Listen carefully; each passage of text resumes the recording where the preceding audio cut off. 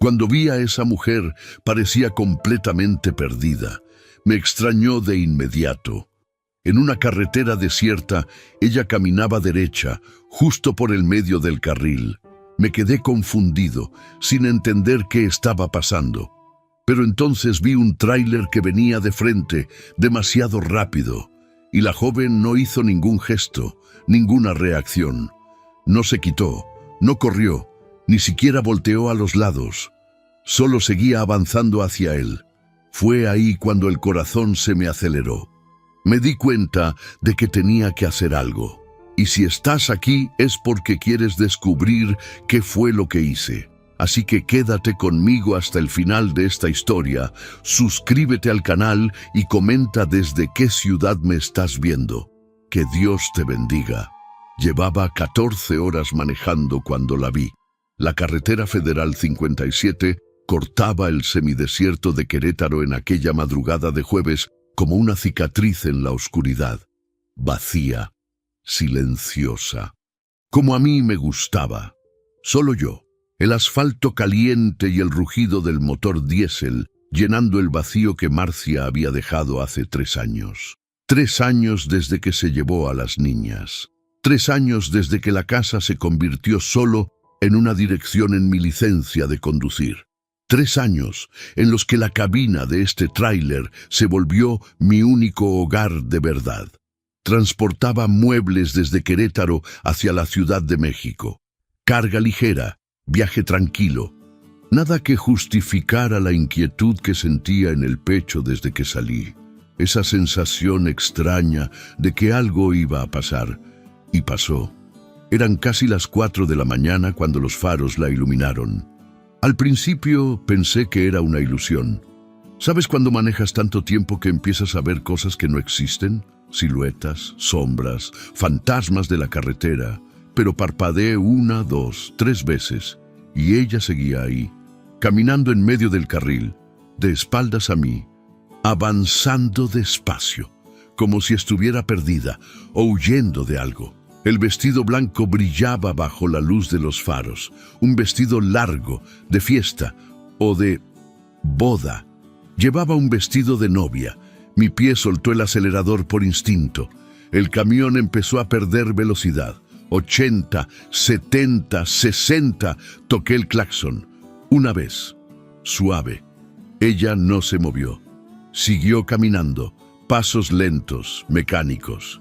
El vestido arrastrándose por el asfalto sucio. Toqué el claxon de nuevo. Más fuerte. Nada. Era como si no me escuchara, o no quisiera escuchar. El corazón me empezó a latir más rápido. Había algo mal, muy mal. Cuando estaba a unos 50 metros, pude verla mejor. Era joven, el cabello oscuro, largo, suelto y despeinado. El vestido estaba manchado de tierra en la bastilla, los pies descalzos. Caminaba descalza en medio de la carretera. «Quítate del camino», grité por la ventana, pero sabía que no me iba a oír. Seguí frenando. 40 kilómetros, 30, 20. Ella simplemente seguía caminando, como si el tráiler no existiera, como si nada más existiera. 10 metros de distancia. Pisé el freno a fondo, las llantas se amarraron, el camión derrapó. La carga se balanceó peligrosa allá atrás. Sujeté firme el volante, rezando para no arrollarla. El tráiler se detuvo a menos de 5 metros. Me quedé ahí, parado, sudando frío, con el corazón a 1000 y las manos temblándome sobre el volante. Ella se detuvo también, no porque el camión parara, sino porque simplemente se detuvo, como si hubiera llegado a algún lugar, o como si se hubiera rendido de intentar llegar. Se quedó ahí, quieta en medio del carril, de espaldas a mí, iluminada por mis faros. El vestido blanco se veía gris de tanta mugre. Los hombros caídos, la cabeza baja. Apagué el motor. El silencio cayó como una cobija pesada, solo el sonido lejano de las chicharras y mi respiración agitada. Abrí la puerta despacio. Bajé. El asfalto todavía estaba tibio por el sol del día anterior. El olor a tierra seca y diésel me llenó los pulmones. Di unos pasos hacia ella, despacio, como quien se acerca a un animal herido. «Muchacha, ¿estás bien?», llamé, con la voz ronca de quien no ha hablado con nadie en días. Ella no respondió, no se volteó, solo se quedó ahí, inmóvil, como una estatua. «Señorita, tiene que quitarse de la carretera. Puede venir otro coche. Puede...». «No sé a dónde ir», dijo ella. La voz le salió baja, cansada, rota, como alguien que ha llorado tanto que ya no le quedan lágrimas. Me detuve a 3 metros de ella. «Todo está bien», dije tratando de sonar calmado. «Solo camina hacia la orilla. Vamos a platicar, pero aquí es peligroso». Ella giró el rostro levemente, no lo suficiente para verme, pero sí para que yo viera su perfil. Joven, muy joven, no debía tener más de 20 y tantos años, los ojos hinchados, el rímel corrido bajándole por la cara. «Ya no hay lugar para mí», susurró. «Lo eché a perder todo, todo». «No digas eso», di un paso más. «Sea lo que sea que haya pasado, tiene solución, siempre la hay». Ella sacudió la cabeza despacio. «No la hay. Yo huí de mi propia boda, frente a todo el mundo. En la iglesia todos me vieron, mi familia, los amigos de él, todo el pueblo. El pecho se me apretó. Empecé a entender. Y ahora ya no tengo nada», continuó ella con la voz temblorosa. «No puedo volver a mi casa. No puedo volver con él, no sé qué hacer, no sé a dónde ir».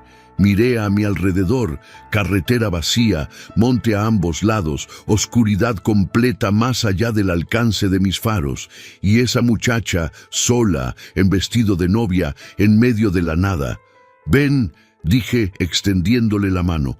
«Sal de la carretera, vamos a platicar, pero aquí no se puede». Ella miró mi mano, dudó.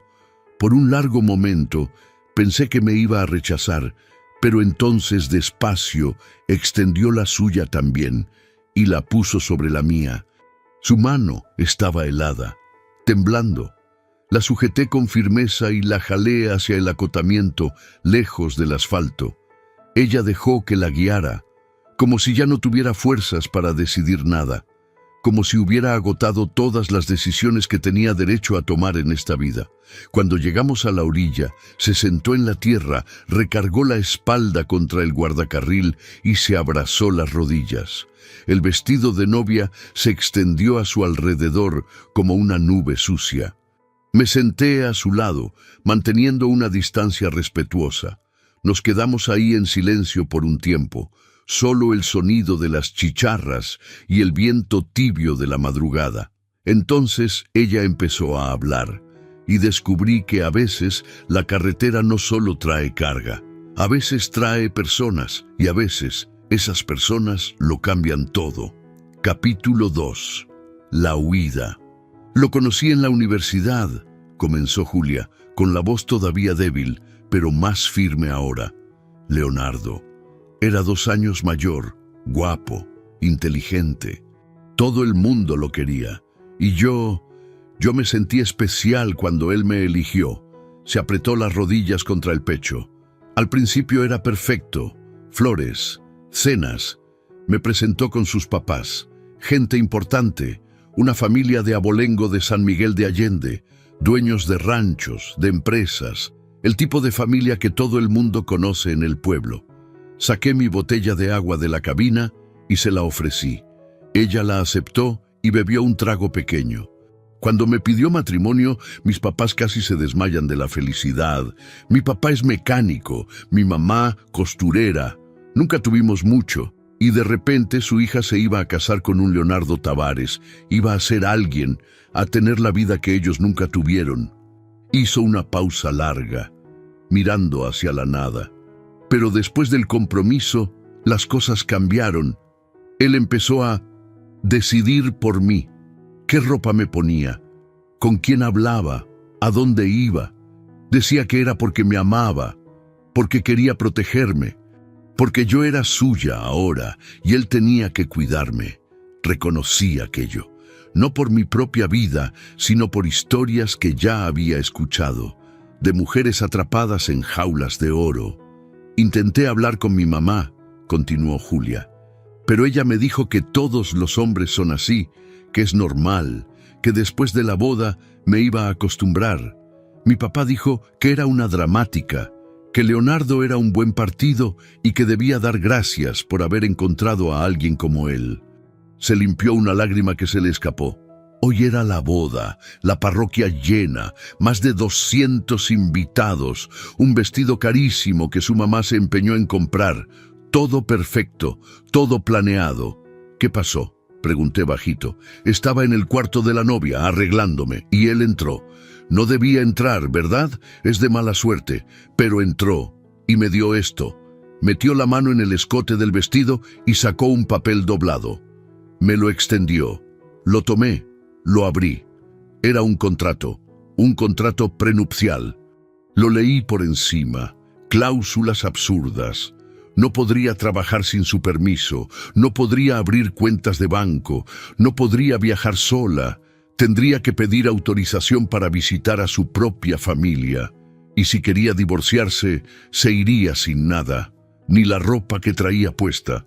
Dijo que era solo una formalidad, explicó Julia, con la voz temblando de coraje ahora, que todos los matrimonios modernos lo tienen, que era para protegernos.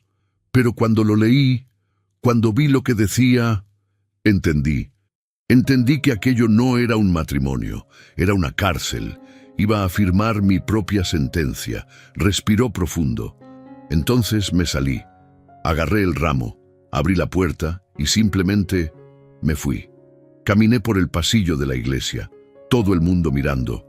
Las damas de honor tratando de detenerme, mi mamá gritando, pero no me detuve. Crucé toda la iglesia. Pasé a un lado de Leonardo, que estaba en el altar con su traje blanco, con una cara de no poder creer lo que veía, y me salí. ¿Y luego?, pregunté, atrapado en la historia. Luego corrí por la calle, en tacones, con el vestido de novia. Todo el mundo se me quedaba viendo. Algunos se rieron, otros sacaron el celular para tomar fotos. Alguien gritó, «¡Se le escapó al novio!», y todos se rieron más. Soltó una risa amarga. Me quité los zapatos y seguí corriendo. Pasé por la plaza, por las casas, hasta que llegué a la carretera. Y cuando llegué aquí, yo simplemente ya no sabía a dónde ir. No podía volver a mi casa. Mis papás deben estar muriéndose de vergüenza. No puedo volver al pueblo. Todo el mundo va a hablar de mí el resto de mi vida. No tengo dinero, no tengo celular, lo dejé en la iglesia. No tengo nada más que este vestido ridículo. Escondió la cara entre las rodillas. Así que me puse a caminar y caminar, sin rumbo, sin saber qué hacer. Y cuando vi que venía tu tráiler, pensé en simplemente quedarme ahí parada, dejar que pasara, acabar con todo de una vez. Se me heló la sangre. Pero no te quedaste parada, dije con voz firme. Caminaste, seguiste adelante. Eso significa que una parte de ti todavía quiere vivir. Ella levantó la cara. Sus ojos rojos me clavaron la mirada. ¿Pero vivir cómo? ¿Para qué? ¿A dónde voy? No tenía una respuesta. No tenía una solución mágica. No podía arreglarle la vida con un par de frases bonitas. Pero tenía una cosa. Voy para la Ciudad de México, le dije. Si quieres, te puedes venir conmigo. La capital es grande. Hay oportunidades, hay albergues, hay gente que ayuda a mujeres en situaciones difíciles. Puedes empezar de nuevo allá, lejos de aquí, lejos de todos. ¿Harías eso?, preguntó ella desconfiada. ¿Me llevarías así, sin conocerme? Ya te conozco, respondí. Eres alguien que tuvo el valor de decir que no. El valor de huir de una cárcel antes de que se cerrara la puerta. Eso me dice todo lo que necesito saber. Se me quedó viendo un largo rato, procesando, decidiendo. Luego asintió, despacio. Está bien, voy. Me levanté y le tendí la mano otra vez. Ella la tomó, la ayudé a levantarse. El vestido pesaba. Estaba sucio, roto de abajo, completamente arruinado. ¿Tienes algo de ropa para cambiarte?, pregunté. Ella sacudió la cabeza. Solo el vestido. No te preocupes. Tengo una chamarra en la cabina. Te la puedes poner encima. Por lo menos tapa un poco. Fuimos hacia el tráiler. Saqué mi chamarra de mezclilla vieja y se la di. Se la puso. Le quedaba enorme, pero cubría el vestido. «Mejor», dijo ella, esbozando una media sonrisa por primera vez. Nos subimos al camión. Ella en el asiento del copiloto, yo al volante. Encendí el motor. El rugido familiar me tranquilizó. La miré. «Última oportunidad para arrepentirte». «No me voy a arrepentir», respondió firme. «Entonces vámonos». Metí la velocidad y regresé a la carretera. La 57 se extendía frente a nosotros, perdiéndose en la oscuridad. Pero ahora ya no iba solo. Y de alguna forma, eso lo cambiaba todo. Capítulo 3. La persecución silenciosa. Manejamos en silencio los primeros 20 kilómetros. Julia se quedó mirando por la ventana, perdida en sus propios pensamientos. Yo mantenía los ojos en el camino, pero de vez en cuando echaba un ojo al retrovisor. No sabía por qué. Quizá instinto, quizá paranoia, o quizá un presentimiento, porque 40 minutos después de tomar la carretera, vi unos faros atrás, todavía lejos, pero venían rápido, muy rápido. «Julia», llamé bajito. Ella volteó a verme. «¿Él sabe en qué dirección te fuiste cuando escapaste?» Ella frunció el ceño. «No lo sé». «¿Por qué?» «Porque viene un coche atrás y viene muy rápido». Ella miró por el espejo lateral. Se puso pálida. «Puede ser él. Tiene amigos. Tiene gente que hace lo que él dice. Si pidió que me buscaran, miré el velocímetro. 85. Ya estaba en el límite seguro para esa carga. No podía acelerar mucho más. El coche se acercaba. Pude verlo mejor ahora. Un sedán negro, vidrios polarizados, con las luces altas encendidas, cegándome por el espejo. «Agáchate», le dije. «¿Qué?» «Agáchate en el asiento. Acuéstate. Que no te vean».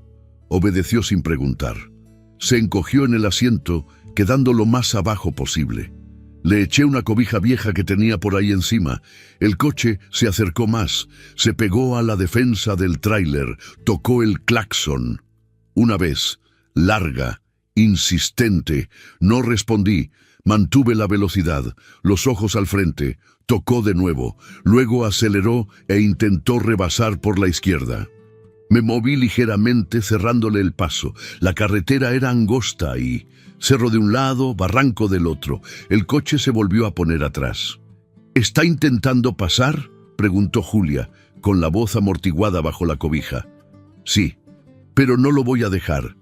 Renato, si es él, no se va a rendir, es muy persistente». Yo también. El coche lo intentó de nuevo, esta vez por la derecha. Casi roza el guardacarril. Le cerré el paso otra vez. Tocó el claxon furioso. Luego se frenó unos metros y aceleró con todo. Logró rebasar por la izquierda, casi rozando el cerro. Cuando se puso frente a mí, empezó a frenar, despacio, muy despacio, intentando obligarme a que me detuviera. Pisé el freno suavemente, bajando poco a poco. El tráiler fue perdiendo velocidad. 70, 60, 50. El coche seguía adelante, yendo cada vez más lento. 40, 30. «¿Qué estás haciendo?», susurró Julia tensa. «Confiando en mi instinto», respondí. Cuando el velocímetro marcó 20, el coche se detuvo por completo, en medio de la carretera. Yo me detuve también, a unos 10 metros de distancia. Por unos segundos no pasó nada, solo el rugido del motor diésel y mi corazón latiendo fuerte. Entonces la puerta del conductor se abrió. Un hombre bajó, alto, traje oscuro, cabello con gel, expresión de rabia contenida. No era el novio, era alguien más, pero alguien que claramente trabajaba para él. Empezó a caminar hacia el tráiler. «No te muevas», le murmuré a Julia. «No importa lo que pase, no te muevas». Llegó hasta mi ventana. Golpeó el vidrio, fuerte. Abrí solo una rendija. ¿Qué se le ofrece?, dije, fingiendo calma. ¿Vio a una joven en la carretera?, preguntó él, yendo directo al grano. Con vestido blanco, caminando sola. No la vi, jefe. Llevo horas manejando. No he visto a nadie. ¿Está seguro? Segurito. Me miró con desconfianza. Luego dio la vuelta al tráiler. Fue hasta el lado del copiloto. Pegó la cara al vidrio, tratando de ver hacia adentro. Julia estaba completamente escondida debajo de la cobija, inmóvil. Él golpeó el vidrio del copiloto. «Abra», ordenó. «No abro nada», respondí desde mi lado. «Traigo herramienta valiosa ahí atrás. Ya me han asaltado antes. No voy a robarle nada, solo quiero ver adentro. Y yo no quiero abrir. Así de simple». Regresó a mi lado. Esta vez su expresión era más amenazante. «Mire, camionero, esta joven se escapó de una boda. Está confundida, desorientada. La familia está desesperada. Si usted la vio y no me lo dice, se está metiendo en una bronca legal. Y si no la vi, no tengo nada que decir», reviré. «Ahora, si me permite, tengo una entrega que hacer». Entornó los ojos, pensó, calculó. Entonces retrocedió. «Está bien», dijo, aunque no parecía convencido. «Pero si me está mintiendo, se va a arrepentir». Volvió a su coche. Entró. Arrancó el motor y se fue, acelerando a fondo, perdiéndose en la carretera. Esperé 5 minutos, 10, mirando hacia ambos lados, asegurándome de que no hubiera nadie más. Entonces hablé. «Ya puedes salir». Julia salió de debajo de la cobija, con el rostro pálido, temblando. Era Marcos, el mejor amigo de Leonardo. Respiraba agitada. «Vino a buscarme, pero no te encontró», le dije. «Y ahora cree que estás en otro lado. Tenemos ventaja». «¿Por cuánto tiempo?» «Leonardo no se va a rendir. No soporta perder, menos frente a todo el pueblo. Va a remover cielo y tierra hasta encontrarme». «Entonces no paramos», decidí. «Nos seguimos directo hasta la Ciudad de México, sin paradas innecesarias, sin darles chance». Ella asintió, pero lo vi en su mirada. El miedo. La certeza de que esto no había terminado. Y yo también lo sentí. Esa sensación extraña de que el camino, esta vez, iba a ser más largo que nunca. Capítulo 4. La parada forzosa. Logramos avanzar 2 horas de carretera tranquila. Julia se quedó dormida, agotada por todo. La cabeza apoyada en la ventana, la cobija subida hasta la barbilla, parecía una niña, vulnerable, demasiado pequeña para el peso que cargaba. El sol empezó a salir cuando pasábamos por San Juan del Río. El cielo se puso naranja, luego rosa, después azul claro. La carretera cobró vida, más coches, más movimiento, y entonces el camión empezó a hacer un ruido extraño. Tac, tac, tac. Venía del motor. Chinga. Miré el tablero. La temperatura estaba subiendo, demasiado rápido. «No, no, no», murmuré, golpeando levemente el tablero, como si eso fuera a ayudar. Pero el ruido empeoró, y la aguja de la temperatura siguió subiendo. Julia despertó con el ruido. «¿Qué pasó?» «El motor se está calentando», dije, buscando ya dónde orillarme. «Voy a tener que parar antes de que se desviele». «¿Parar dónde?» «Ahí», señalé una gasolinera a unos 500 metros adelante. Logré llegar a la estación antes de que el motor tronara. Estacioné a un costado, lejos de las bombas. Apagué todo. Salía humo del cofre. «¿Cuánto va a tardar en arreglarse?», preguntó Julia, nerviosa. «No sé. Tengo que ver qué es. Puede ser una manguera, puede ser el radiador, o que le falte agua». Bajé. Abrí el cofre. El vapor subió, caliente, haciéndome retroceder. Esperé a que enfriara un poco. Entonces revisé. Una manguera reventada, tirando anticongelante por todos lados. «¡Mierda!», repetí, esta vez en voz alta. «¿Es grave?». Julia bajó del camión, todavía con mi chamarra puesta encima del vestido de novia. «Es una lata. Necesito cambiar la manguera. Tiene que ser de la medida exacta. Puede tardar unas horas en lo que consigo la pieza. Su rostro palideció. Unas horas aquí, parados, expuestos. Lo sé, pero no hay de otra. Si sigo así, trueno el motor, y entonces nos quedamos días parados, no horas. Ella se mordió el labio, miró a su alrededor, la gasolinera, los coches pasando, la carretera. Está bien, dijo intentando sonar calmada. ¿Qué hacemos? Tú te quedas dentro del camión. Puertas con seguro, ventanas cerradas, no salgas por nada. Yo voy por la pieza. ¿Y si alguien viene? Nadie va a venir. Esta gasolinera está llena de gente. Hay cámaras, los despachadores. Es seguro. No parecía convencida, pero asintió con la cabeza. La encerré en la cabina. Le dejé mi celular. Cualquier cosa me marcas. Estás grabada como Renatón. Está bien, susurró. Salí caminando. Había un taller mecánico como a 2 kilómetros de ahí, me había dicho el despachador. Caminata rápida. Comprar la pieza, regresar, arreglarlo y seguir el viaje. Simple. Al menos eso pensaba yo. Me tomó 1 hora y media encontrar la manguera correcta. El mecánico quiso encasquetarme una usada, pero no acepté. Necesitaba una nueva, confiable. No podía arriesgarme a que se rompiera de nuevo en medio de la nada. Cuando regresé a la gasolinera, ya pasaban de las 10 de la mañana. El sol quemaba. El calor era insoportable. De lejos vi el tráiler, parado donde lo había dejado. Pero algo andaba mal. Un coche estaba estacionado al lado, un sedán negro. El corazón se me aceleró. Corrí. La bolsa con la manguera nueva golpeándome la pierna, el sudor escurriéndome por la cara. Cuando llegué cerca, lo vi. Era el mismo coche de la madrugada.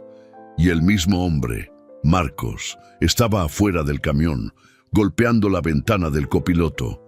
«¡Abre esta puerta!», gritaba. «¡Sé que estás ahí adentro!».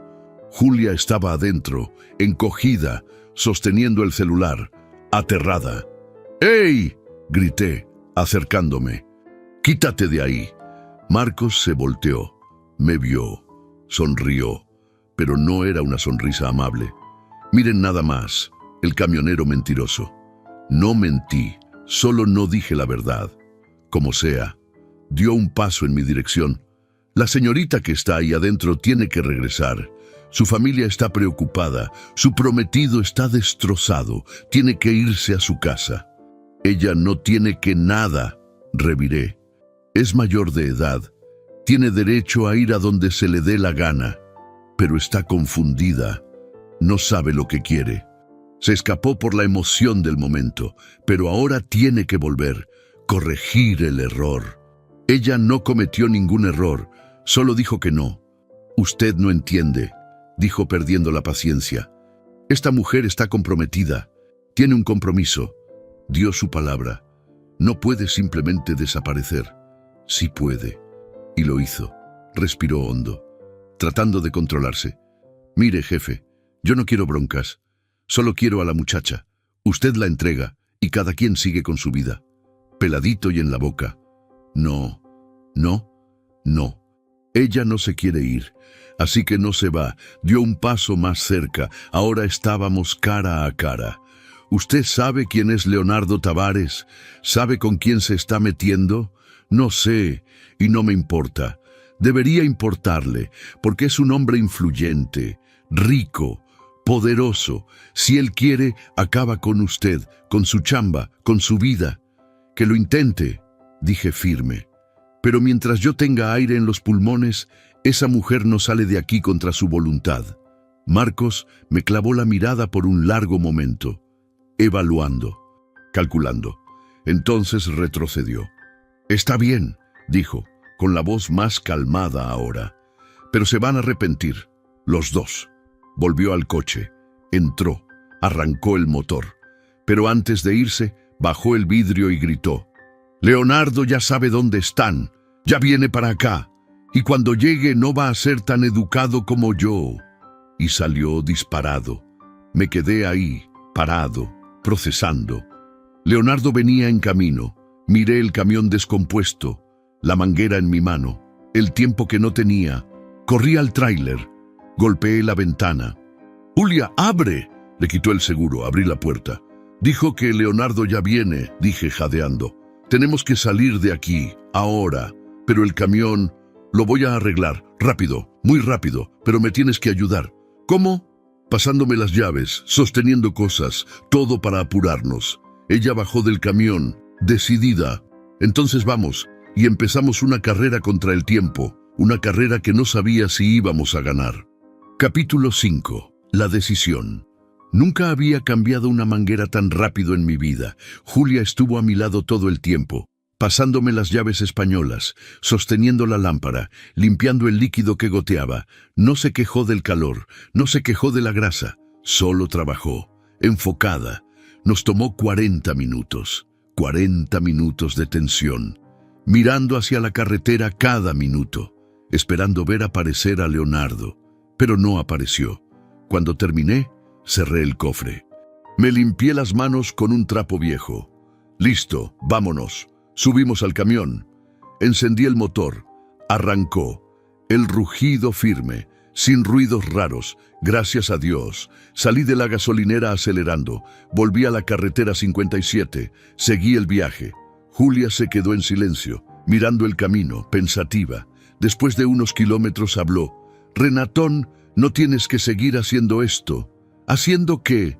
«Protegiéndome, arriesgando tu vida, tu trabajo, todo. Por mi culpa. No es por tu culpa, es porque es lo correcto. Pero te puede ir muy mal. Leonardo es peligroso, no físicamente, pero tiene poder, dinero, influencia. Puede destruirte». «Que le cale». Ella sacudió la cabeza. «No entiendes. Él no acepta perder. Nunca lo ha aceptado. Si no logra que regrese, se va a vengar. De mí y de quien me ayudó. Entonces, ¿qué quieres que haga? ¿Que te deje en la carretera? ¿Que te entregue?» «No», dijo rápido. «No, yo solo no quiero que sufras por mi culpa». Orillé el camión en el acotamiento. Me volví hacia ella. «Julia, escucha, no soy ningún héroe, no soy valiente. Solo soy un trailero viejo, divorciado, que se ha pasado los últimos 3 años huyendo de su propia vida. Pero hoy te encontré a ti, y por primera vez en mucho tiempo sentí que tenía un propósito, que yo importaba, que podía hacer una diferencia en la vida de alguien. Así que no te voy a dejar sola, no porque sea un héroe, sino porque finalmente tengo una razón para no ser un cobarde». Sus ojos se llenaron de lágrimas. «Gracias», susurró. «No hay nada que agradecer. Solo sigue confiando en mí. ¿Sale?» Ella asintió con la cabeza. Volví a manejar. Pero 5 minutos después vi algo por el retrovisor que me revolvió el estómago. 2 camionetas, negras, vidrios polarizados, viniendo rápido, muy rápido. «Julia», la llamé con la voz tensa. Ella miró por el espejo lateral y palideció. «Es él, Leonardo, y seguro trajo gente». Mi pie se hundió en el acelerador. El tráiler ganó velocidad, 90, 95, 100. Pero las camionetas eran más rápidas, se acercaban. «¿Qué hacemos?», preguntó Julia, con la voz aguda por el pánico. Miré a mi alrededor, carretera recta, sin salida, sin dónde esconderse. Entonces vi un letrero. «Próxima salida, Pedro Escobedo, 5 kilómetros». «Nos vamos para el pueblo», decidí. «Lugar concurrido, gente, testigos. No va a poder hacer nada. Y si no le importa, le va a importar. Los tipos como él cuidan mucho su imagen. No va a armar un escándalo en público». Rogué por tener razón. Las camionetas se pegaron a la defensa del tráiler.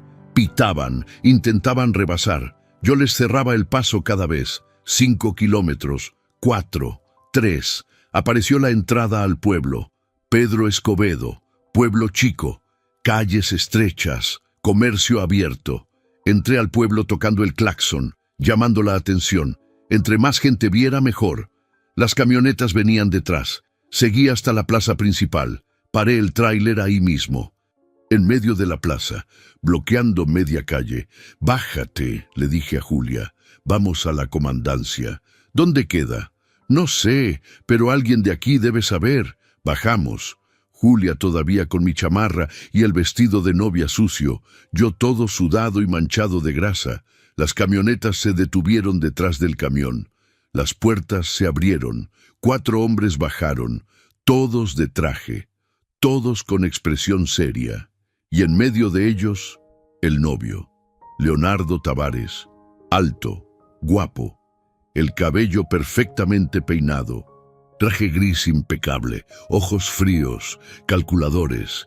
Caminó hacia Julia, se detuvo a unos pasos de distancia. «Julia», dijo él con voz calmada, controlada, «vámonos a casa». «No», respondió ella firme, «estás haciendo un numerito, frente a extraños. Esa no eres tú. Tú no sabes quién soy yo. Nunca lo supiste». Respiró hondo, tratando de mantener la compostura. «Está bien, lo entiendo. Te pusiste nerviosa. Fue mucha presión, pero ya pasó. Vamos a regresar. Reajustamos la boda. Y vamos a olvidar que esto pasó. No va a haber boda, Leonardo. Se acabó». Su rostro se puso tenso, pero siguió calmado. «Julia, firmaste un contrato. Tu familia estuvo de acuerdo. Hay compromisos financieros, sociales. No puedes simplemente...». «Sí puedo. Y lo estoy haciendo». La gente alrededor empezó a detenerse, a mirar, a chismear. Leonardo se dio cuenta, y no le gustó nada. «Te vas a arrepentir de esto», dijo con la voz más baja ahora, amenazante. «Tú y este trailero». «No me voy a arrepentir», respondió Julia, «porque por primera vez en mi vida yo elegí, yo decidí, y no voy a dar marcha atrás». Leonardo me miró a mí, a los ojos, tratando de intimidarme. No le funcionó. Entonces se volvió hacia los hombres que venían con él. «Vámonos», ordenó, y se fueron. Así de simple, sin violencia, sin escándalo, solo la derrota silenciosa de un hombre que perdió el control. Julia se desmoronó, no al suelo, sino emocionalmente. Empezó a llorar, a sollozar, soltando todo lo que había contenido. La abracé, ahí, en medio de la plaza, frente a todo el mundo, y la dejé llorar. Porque a veces eso es lo que uno necesita, alguien que te sostenga mientras te rompes, alguien que te diga, todo está bien, ya estás a salvo. Y que se quede, simplemente que se quede. Capítulo 6. El nuevo camino. Nos quedamos 2 días en Pedro Escobedo. Julia necesitaba documentos, ropa, dinero y tiempo para respirar. Una trabajadora social del pueblo nos ayudó. Doña Marisa, una señora de unos 60 años de corazón enorme. Ella recibió a Julia, le dio ropa, comida, un lugar donde quedarse y, lo más importante, la escuchó. Julia le contó todo, la relación, el control, el contrato absurdo, la huida. Doña Marisa escuchó todo y al final solo dijo, «Fuiste muy valiente, mija, muy valiente». Julia lloró otra vez, pero esta vez era un llanto de alivio. Yo me quedé en un hotel de mala muerte del pueblo, durmiendo, finalmente durmiendo de verdad, sin mirar el retrovisor, sin esperar broncas. Al tercer día, Julia apareció en el taller donde yo estaba terminando de revisar el tráiler. Llevaba unos pantalones de mezclilla sencillos, playera blanca, tenis, el cabello recogido en una coleta. Parecía otra persona, parecía libre. «Hola», dijo sonriendo. «Hola, ¿ya mejor?» «Mucho mejor». Se acercó. «Doña Marisa me consiguió una chamba temporal, en una tienda aquí cerca. Me voy a quedar unos meses, juntar algo de lana, y después, ya veré». Tu familia, mi papá me marcó. Dijo que ya no quiere hablar conmigo, que avergoncé a todos. Se encogió de hombros. «Pero está bien. A veces uno tiene que perder a la familia para ganar la libertad». «¿Y Leonardo?» Mandó un mensaje por el Instagram de una amiga. Dijo que va a andar inventando chismes sobre mí, que va a destruir mi reputación. Sonrió. «Pero no me importa. La reputación es lo que los demás piensan de ti, y yo aprendí que lo que importa es lo que yo pienso de mí misma. Yo también sonreí. ¿De verdad que ya estás bien? Sí, gracias a ti. No, gracias a ti. Yo solo manejé el camión. Tú fuiste la que tuvo los pantalones para subirse. Ella se quedó callada por un momento.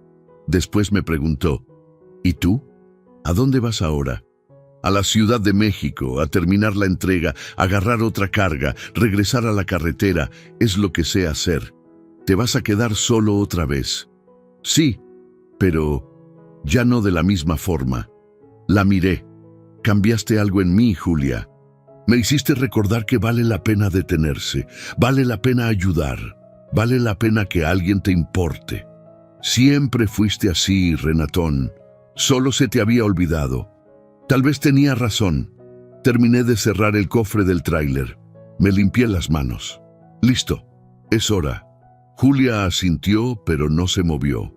Renatón, nunca te voy a olvidar, ni yo a ti. Me abrazó, fuerte, apretado, como quien abraza a alguien por última vez, y yo le devolví el abrazo. Cuando nos soltamos, tenía lágrimas en los ojos, pero estaba sonriendo. Maneja con cuidado. Siempre lo hago. Mentiroso, se rió. Me subí al camión, encendí el motor, le eché una última mirada, me dijo adiós con la mano, sonrió, y me fui. Volví a la carretera, kilómetro tras kilómetro, ciudad tras ciudad. Entregué la carga en la CDMX. Agarré un viaje de regreso. Seguí adelante. La vida volvió a la normalidad, o casi. Porque de vez en cuando la carretera estaba sola y la noche silenciosa, pensaba en ella, en aquel vestido de novia sucio, en esos ojos asustados, en esa valentía de decir que no. Y pensaba en mí, en las decisiones que tomé, en las que dejé pasar. 3 meses después, me llegó una carta. Llegó por correo a la dirección de la línea de transportes. La abrí. Era una foto. Julia, sonriendo de verdad. Estaba en una tienda, con su uniforme, detrás del mostrador. Y al lado de ella, otro empleado, un muchacho joven, también sonriendo. Al reverso, un mensaje. Renatón, estoy bien, muy bien. Encontré mi lugar, conocí gente buena y por primera vez estoy viviendo la vida que yo elegí. Nada de esto habría sido posible sin ti. Gracias por no haber acelerado. Gracias por haberte detenido. Gracias por haberte quedado. Me salvaste la vida y nunca lo voy a olvidar. Que el camino sea bondadoso contigo, mi amigo. Con cariño, Julia. Guardé la foto en la guantera. Justo ahí donde pudiera verla siempre que quisiera, y seguí manejando, pero ahora de vez en cuando me detenía, me paraba a ayudar a alguien con una llanta ponchada, me paraba a darle un aventón a quien lo necesitara, me paraba a platicar, a escuchar, a estar presente, porque aprendí que la carretera no es solo para pasarle por encima, a veces es para detenerse y hacer la diferencia. Una vida a la vez, un gesto a la vez, una parada a la vez. Y quién sabe, tal vez algún día alguien haga lo mismo por mí, cuando lo necesite, cuando sea mi turno de estar perdido en el camino y alguien decida no acelerar, decida detenerse y decida quedarse. A veces, todo lo que separa la desesperación de la esperanza es alguien que decide no voltear la cara, que decide no seguir de largo, que decide parar y decir, aquí estoy, y no estás solo. Sé esa persona, porque un día podrías necesitar que alguien sea esa persona para ti. 5 años después. La Federal 57 seguía siendo la misma. El asfalto agrietado en unos tramos, lisito en otros, el olor a tierra seca mezclado con el diésel, el calor que subía del suelo incluso de madrugada, la soledad que solo los que andamos en la ruta conocemos de verdad. Pero yo había cambiado, no por fuera. Seguía siendo el mismo Renatón de siempre, la barba sin rasurar, la gorra gastada, la playera descolorida, un tráilero más. nada más y nada menos. Pero por dentro era otro. Después de aquella noche con Julia, algo se movió en mi pecho, algo que yo creía que se había muerto junto con mi matrimonio, junto con las noches vacías, junto con los kilómetros sin sentido. Esperanza, no la esperanza tonta de los cuentos de hadas, sino esa esperanza real, la que te hace creer que puedes marcar la diferencia, que tu vida importa, que tus decisiones tienen peso, y desde entonces elegí distinto. Dejé de acelerar cuando veía gente en la orilla. Dejé de hacerme el loco cuando veía a alguien pidiendo aventón. Dejé de pasarme de largo ante los carros descompuestos en el acotamiento. Yo me paraba, siempre me paraba. Ayudé a un señor de 70 años a cambiar una llanta en una noche de lluvia. Lloró cuando le di las gracias. Dijo que llevaba 3 horas esperando y nadie se había detenido. Le di un aventón a una madre con 2 niños chiquitos que habían perdido el camión. Los llevé hasta el siguiente pueblo. Los niños se durmieron en el asiento de atrás. Ella me dio las gracias 5 veces antes de bajarse. Auxilié a un muchacho que se había salido en una curva. No era nada grave, pero estaba en shock. Me senté con él en el acotamiento hasta que llegó la ambulancia. Me dio un abrazo fuerte antes de irse. Historias pequeñas, gestos simples, pero cada una de ellas me recordaba: tú importas. Y cada vez que ayudaba a alguien, veía su rostro, Julia, en aquel vestido blanco mugroso, en esos ojos asustados, en esa valentía de decir que no, y pensaba: fue para esto que me detuve aquella noche. Volví a hablar con mis hijas. Al principio fue difícil, tenían coraje, resentimiento, sentían que yo había elegido la carretera en lugar de a ellas. Y tal vez sí lo hice, pero después de aquella noche les llamé y les dije la verdad. Les conté de la soledad, del dolor, del miedo a no ser suficiente, de cómo me había escapado porque ya no sabía cómo quedarme. Y les pedí perdón, no de esos perdones automáticos, vacíos, sino de los de verdad, de los que duelen, de los que le cuestan al orgullo. No me perdonaron al momento, ni a la semana siguiente, ni al mes, pero poco a poco, con paciencia, estando ahí, con llamadas cada semana y visitas cada mes, fuimos reconstruyendo todo. Hoy, mi hija, la mayor, me manda mensajes diario.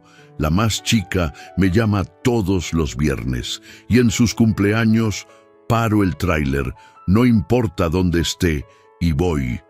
Porque aprendí que estar presente es una elección. Y yo elijo estar. Hace 6 meses recibí otra carta de Julia. Esta vez no mandó foto. Mandó una invitación de boda. Pero no la boda que casi tuvo, la boda que ella eligió tener, con un muchacho llamado Daniel, un profesor de historia, tranquilo, gentil, respetuoso, que la conoció en la tienda donde ella trabajaba, que esperó a que ella estuviera lista, que le pidió que fuera su novia con flores y poesía, que nunca, ni una sola vez, intentó controlarla.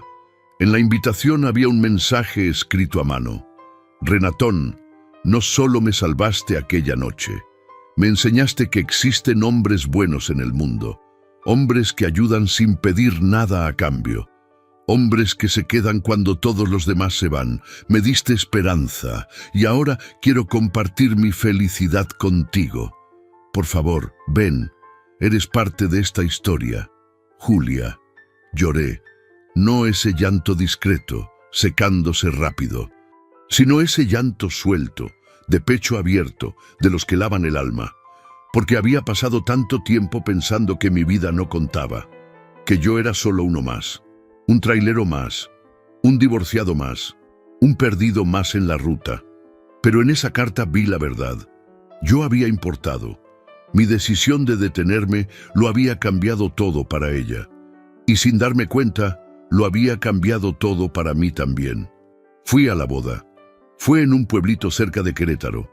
Una iglesia sencilla, decoración humilde, Unas 50 personas. Nada pomposo, nada exagerado, todo real. Cuando entró Julia de vestido blanco, este sí limpio, nuevo, elegido por ella, no me aguanté. Lloré otra vez, pero esta vez de pura alegría, porque estaba feliz. No esa felicidad forzada de quien intenta convencer a los demás, sino esa felicidad verdadera, la que brilla en los ojos, la que se desborda en la sonrisa. Después de la ceremonia, se acercó a mí. «Gracias por venir», me dijo, tomándome las manos. «No me lo perdería por nada», le respondí. «Renatón, sabes que me salvaste la vida, ¿verdad?» «Tú solita te salvaste la vida, Julia. Yo nada más manejaba el camión». Ella sonrió.